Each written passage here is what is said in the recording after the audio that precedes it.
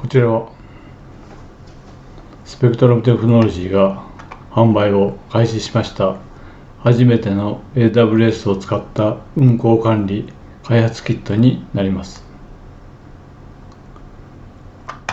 こちらは GPS の端末から AWS のクラウドクライアントにインストールしますウェブアプリのトータルで提供いたします。また AWS 側は重量制になっておりますのでコスト削減でも貢献できるかと思います。全体の構成についてはこちらの方が全体像になりまして GPS の端末こちらはラズベリーパイと GPS のセンサーを搭載したものになります。基本的に電源を入れれば2分後には GPS のデータをクラウド側に送信するような仕組みになっております。 AWS のクラウドの方は IoT のコアで受けましてそのデータを DynamoDB にこちらの方で保存いたします。また地図系につきましては AWS のロケーションサービスを使いまして今回は特にトラックの方を重点的に使います。またドローンなどで今後使われると思いますジオフェンスを使いまして配達数値なども可能になっております。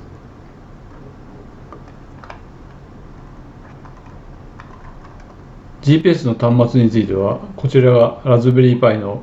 4B になります。それから GPS のセンサーになります。こちらは衛星は中国ですとかロシア、ヨーロッパ、日本、アメリカの衛星に対応しております。グローバルで使うことも可能になります。まず今回の特徴ですけれども車の運行管理に使えるかと思います。ドライバーの運転実績による勤務管理それからリアルタイムでの追尾も可能になっております。また AWS を使った専用のシステムになりますのでデータの流出が防げるかと思います。また今後ラズベリーパイの方に GNSS の RTK のモジュールを追加しまして現在は 2m の精度ですけども20センチの精度まで位置が把握できるような仕組みがございます。車の自動運転または列車の管理などにも使えるかと思います。他にも急軸センサーとか温湿度のセンサーなどの追加も可能になります。それから今回のシステムはグローバルに対応できますのでスターリンクと接続しまして特に衛星の AIS とかが使えない海賊のエリア漁船などの操業でノウハウを他の人に共有したくない場合にこちらの方で情報を保存することが可能になります。また今回のシステムにつきましては14日間の無料のサポートと AWS の設定については基本知識が必要になりますので初めての方には設定サービスも提供いたします。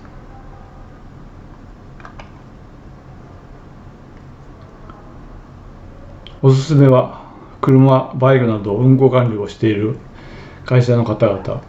船舶、漁船などの運行管理などをしている方々、今後ドローンの配達数値などを